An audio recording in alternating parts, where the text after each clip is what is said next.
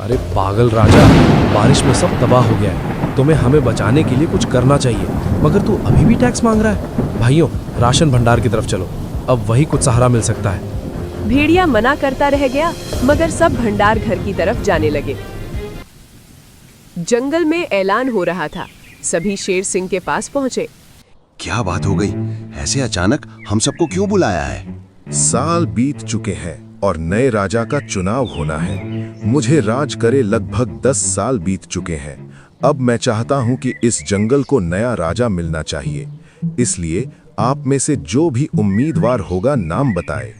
शेर सिंह, आपने एकाएक बहुत बड़ा फैसला ले लिया है। हमें कुछ समझ नहीं आ रहा है।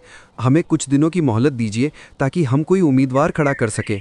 शेर सिंह ने सबकी बात समझी और फैसला कुछ दिनों के लिए टाल दिया गया। अरे मेरे करण अर्जुन, मुझे बताओ कि क्या हमें भी चुनाव में हिस्सा लेना चाहिए? क्या मैं खड़ा हो जाऊं? अरे बिल्कुल भाई, तुम खड़े होगे तो जरूर जीत जाओगे। तुम्हारे खौफ से कोई खड़ा भी नहीं होगा। अरे लोमड़ी सही कह रही हैं भाई, आप खड़े हो जाइए। एक बार आप राजा बन गए तो हमारे तो मजे हो जाएंगे। खूब खाने को मिलेगा, नए नए शिकार, वो भी बैठे बैठे ऑर्डर करेंगे। अरे क्या ऑर्डर करेंगे? यहाँ कोई फूड डिलीवरी वाला नहीं आता जो तुम्हारे लिए नए नए शिकार लाए। हमें खुद ही शिकार करना पड़ेगा। जंगल का यही नियम है। अरे हम नियम बदल लेंगे। एक बार आप राजा तो बनिए। ठीक है, मैं चुनाव लड़ूंगा। तुम दोनों बाकी जानवरों के पास जाओ और देखो कि वो किसे उम्मीदवार चुन रहे हैं। अगर बेईमान उम्मीदवार होगा तो हम उसे खरीद लेंगे। दोनों बाकी जानवरों के पास पहुंचे। वो आपस में छोटी सभा कर रहे थे। मुझे लगता है कि इस बार हमें कोई शांत, दयालु और बुद्धिमान उम्मीदवार चुनना चाहिए। बिल्कुल सही बात है। मेरी नज़र में एक उम्मीदवार है, श्यामा बकरी। वो मीठा बोलती हैं, सबकी बात समझती भी हैं और बुद्धिमान भी है। क्यों ना उसे हम अपना उम्मीदवार बनाएं। सभी राजी हो गए। सभी शेर के पास पहुंचे। शेर सिंह, हमने श्यामा बकरी को ही अपना उम्मीदवार बनाया है। वह इस पद के लिए खड़ी होगी। मुझे मंजूर है, मगर कोई विरुद्ध भी खड़ा होना चाहिए। मगर लगता है कोई और खड़ा नहीं होना चाहता। क्या कोई उम्मीदवार खड़ा होना चाहता है? अरे बिल्कुल बिल्कुल, हमारा भाई बिरजू भेड़िया खड़ा होना चाहता है। हम उसके लिए फार्म डालेंगे। अब जंगल में 2 उम्मीदवार खड़े थे। एक तरफ जिसे सभी जानवरों ने खड़ा किया है और दूसरी तरफ लालचियों का ग्रुप है। तुम दोनों के कहने से मैं खड़ा तो हो गया हूँ, मगर मुझे जीतने की कोई उम्मीद नजर नहीं आ रही है। कहीं तुम दोनों मेरी बेइज्जती ना करा दो। अरे यार, बेइज्जती उनकी होती है जिनकी कोई इज्जत हो, और हमारी तो कोई इज्जत नहीं है। तू चिंता मत कर, हम ही जीतेंगे। अरे तेरे कहने मात्र से मैं नहीं जीतूंगा। सबको कुछ तो चूरन चटाना पड़ेगा ताकि सब मेरे दीवाने हो जाएं। अरे यार तू चिंता ना कर, हम दोनों तुझे जितवाएंगे और ऐसा जितवाएंगे कि तू भी कहेगा ये चुनाव कैसे जितवाया। इनका तो पता नहीं, मगर मुझे लगता है मुझे ही हार का चूरन चाटना पड़ेगा। जमकर प्रचार होने लगा। दोनों तरफ के प्रचारक अपने अपने तरीकों से प्रचार कर रहे थे। इस बार शांता बकरी को ही वोट दीजिए। वह इस जंगल का कल्याण करेगी, हमारी दुखों को समझेगी। भेड़िया भाई को ही वोट देना। उस बकरी का कोई भरोसा नहीं है। वो ठहरी शाकाहारी, किसी का क्या मुकाबला करेगी, लेकिन अपना भाई सबको धूल चटा देगा। अरे बकरी है फुसकी बम, हमारा भेड़िया भाई है एटम बम। भेड़िया भाई के आगे नहीं टिकेंगे एक भी कदम। अरे ये तुम्हारा है भ्रम, क्योंकि भेड़िए में नहीं है दम। अरे वो तो है एक नंबर के मुफ्तखोर, और बुद्धि भी है बहुत कमजोर। अरे बकरी में नहीं है ताकत, कैसे संभालेगी जिम्मेदारी। एक लात पड़ेगी तो याद आ जाएगी इसे नानी। ये रॉन्ग नंबर है, ये आप गलत बोल रहे हैं। आप हाथापाई की बात कर रहे हैं। अरे चल चल, एक हाथ लगाऊंगा तो रोते हुए यहाँ से जाएगा। माहौल बिगड़ते हुए शेर ने देखा तो उसने कहा, सभी शांत हो जाइए। आप सभी जाइए और चुनाव की तैयारी कीजिए। हम सीधा वोटिंग के दिन ही मिलेंगे। तुम दोनों ने बातें तो ऊंची ऊंची की हैं। अगर मैं नहीं जीता ना भैया, तो तुम दोनों की ऐसी जगह आग लगाऊंगा कि बैठते समय मुझे याद करोगे। चुनाव का दिन आया। सबने बारी बारी से वोट दिया। थोड़ी देर में शेर सिंह ने वोटों को गिना और बाहर आया। इस बार के चुनाव में भेड़िए ने बाजी मार ली है। आने वाले 5 साल तक वो राजा बनेगा। बकरी को काफी कम वोट मिले हैं। मैं हैरान हूं कि बकरी को आप सभी ने खड़ा किया था, मगर वो कैसे हार गई। भेड़िया जैसे ही ये सुनता है वो हैरान हो जाता है। उसे तो लगता था कि वो हार जाएगा। अरे ऐसा क्या किया तुम दोनों ने कि मैं रातों रात जीत गया? मुझे तो यकीन नहीं हो रहा है। अरे भाई, हमने कुछ ज्यादा नहीं किया। बस रात रात को हर जानवर के घर गए, उसके घर में दबा के राशन, फल, सब्जियां और सर्दियों के लिए भोजन डाल दिया। और उनसे बोला कि आपको अगर जिताएंगे तो अगली बार और राशन भोजन मिलेगा। फिर सभी मूर्खों ने आपको ही वोट दिया। अरे वाह मेरे चेलो, क्या खेल खेला है। रातों रात बाजी पलट दी। लेकिन इतने सारे राशन कहाँ से लाए हो? ज्यादा कुछ नहीं किया भाई। पड़ोस के राजाओं से सारी चीजें उधार में मंगवाई है। उनसे कहा कि आप अगर जीत जाओगे तो 2 गुना मिलेगा। क्या? अरे बेवकूफों, मैं अकेले उनका उधार कैसे चुका सकता हूँ? तुम दोनों ने पूरे जंगल को राशन दिया है, ये कोई आम बात नहीं है। अरे भाई, आप चिंता मत कीजिए, आप ये उधार नहीं चुकाएंगे। उधार तो ये जानवर चुकाएंगे। हमने सब सोच लिया है, आप बस हम जैसा कहते हैं वैसा ही कीजिए।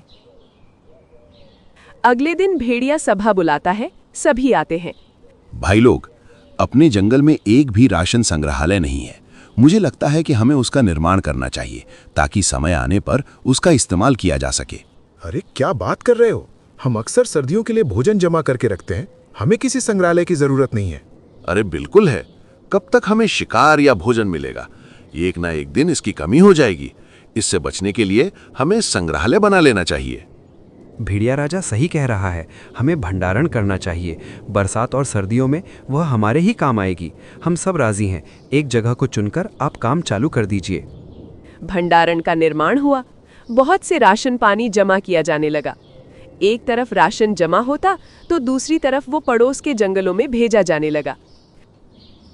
अरे भेड़िया भाई, इतने से कुछ नहीं हो रहा है। हमें और भी राशन सामान चाहिए। हमने बहुत खर्चा किया है और अगर हम जल्दी से उनका उधार चुका देंगे तो बाकी सामान पर हमारा हक हो जाएगा। मगर ये सब कैसे करेंगे? पहले से ही जानवर भड़के हुए हैं। मुश्किल से तो ये अनाज दे रहे हैं। मुझे समझ नहीं आ रहा है कि उनसे और कैसे वसूला जाए। अरे मेरे पास एक उपाय है। मैं एक ऐसा आइडिया देता हूँ जिससे सभी और राशन देने में राजी हो जाएंगे। साथियों, मैं एक और योजना पेशकश करना चाहता हूं। अब हमें खेती करनी चाहिए।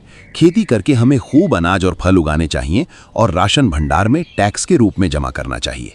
अरे ये क्यों बात कर रहे हो? भला हमें खेती की क्या जरूरत? हम घास फूस खा के अपना जीवन बिता सकते हैं, तो फिर इतनी तामझाम किस लिए?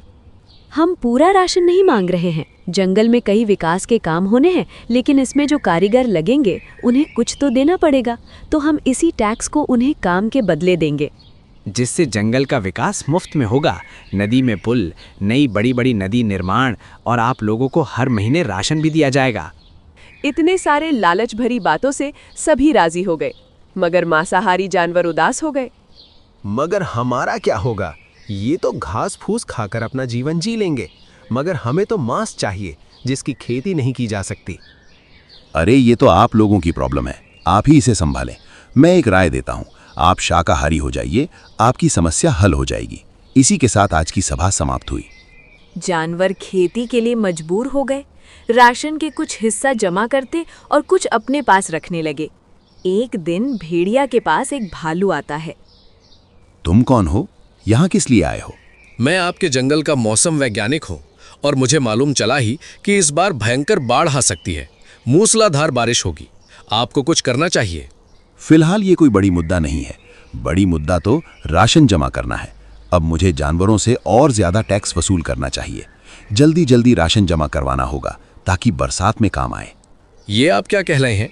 आपको सबसे पहले वो कारीगर बुलाना चाहिए जो आने वाले बाढ़ की पानी को निकालने का काम करे, बारिश में सबको सही जगह में ले जाने की व्यवस्था करे। मैं एक राजा हूँ, मुझे मेरा काम मत बताओ। मैं अपनी प्रजा को बचा लूंगा। तुम अपने दायरे में रहो, ज्यादा उछलो मत। और कुछ दिनों बाद बारिश चालू हुई। निचले भागों में पानी भरने लगा। जानवर भेड़िए के पास पहुंचे। आपके कारीगर कहाँ है? पानी जंगल में भरने लगा है। मुझे तो डर है कहीं बाढ़ तो नहीं आ रही है। अरे छोटी छोटी बात से डरते हो? तुम सब समय पर टैक्स को देते रहो। मैं ऐसे कारीगरों को लाऊंगा जो चुटकी में सारी परेशानी को सॉल्व कर देंगे। हम यहाँ बाढ़ की बात कर रहे हैं और आप टैक्स मांग रहे हैं। ये क्या बात हुई? आप जल्द से जल्द कारीगर बुलाइए जो पानी को निकाले या फिर कोई व्यवस्था कीजिए। सभी बहुत नाराज होकर वहां से चले गए। अरे यार, ये किस जिद पकड़ ली है इन्होंने? हमें उधार को जल्द से जल्द देना होगा, वरना हमारी सच्चाई सामने आ जाएगी और हमारी जम के पिटाई होगी।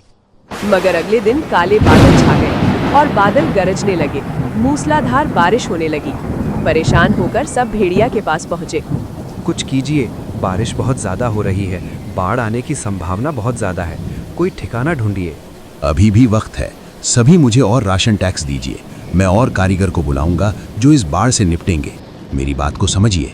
अरे पागल राजा, बारिश में सब तबाह हो गया है। तुम्हें हमें बचाने के लिए कुछ करना चाहिए, मगर तू अभी भी टैक्स मांग रहा है। भाइयों, राशन भंडार की तरफ चलो, अब वही कुछ सहारा मिल सकता है। भेड़िया मना करता रह गया, मगर सब भंडार घर की तरफ जाने लगे। अरे भागो रे, अब सच्चाई सामने आने वाली है। लोमड़ी, यहाँ से जाने की व्यवस्था कर। सही कह रहे हो भाई, 9-11 होने का समय आ गया है। भाग भाई, वरना जिंदा नहीं बचेंगे। जब सभी जानवर राशन भंडार पहुंचे तो देखकर दंग रह गए। एक भी राशन भंडार में मौजूद नहीं था। धोखा, हमारे साथ धोखा हुआ है। हमारी मेहनत इन तीनों ने बर्बाद कर दी है। बोल रहे थे कि मुसीबत में काम आएगी, मगर एक भी राशन नहीं है। अब हम क्या करें? ना राशन बचा है और ना ही ऐसी जगह बची है जहां इस बाढ़ से बचा जाए। तभी शेर सिंह वहां पहुंचता है। मेरे साथ चलो, अभी मैं ऐसी जगह जानता हूं जहां सबकी जान बच सकती है। अभी चलो। सभी शेर सिंह के साथ चले गए। शेर उन्हें एक बहुत बड़ी गुफा में ले जाता है जहां सब सुरक्षित बच जाते हैं। शुक्रिया शेर सिंह, आपने हमारी जान बचा ली, वरना उस भेड़िए ने हम सबको ऊपर पहुंचाने की पूरी कोशिश कर ली थी। इन सब के पीछे आप लोग ही जिम्मेदार हैं। आपने थोड़े थोड़े राशन के लालच में उस भेड़िए को जिता के राजा बना दिया। आप लोगों ने एक बार भी उसकी योग्यता, बुद्धि और उसकी सोच के बारे में जांच नहीं किया, जिसके कारण आपको ऐसा दुष्ट राजा मिला। आप बिल्कुल सही कह रहे हैं। एक निर्बुद्धि राजा और उसके चापलूस मंत्री किसी भी जंगल को नष्ट कर सकते हैं। हमें वोट सूझ समझकर ही देना चाहिए। वहीं दूसरी तरफ समय में कर्ज को ना चुकाने के कारण भेड़िया, लोमड़ी और लकड़बग्घा को कोई आश्रय नहीं मिला और वो तीनों बाढ़ में बह गए। उनका लालच उन्हें ले डूबा।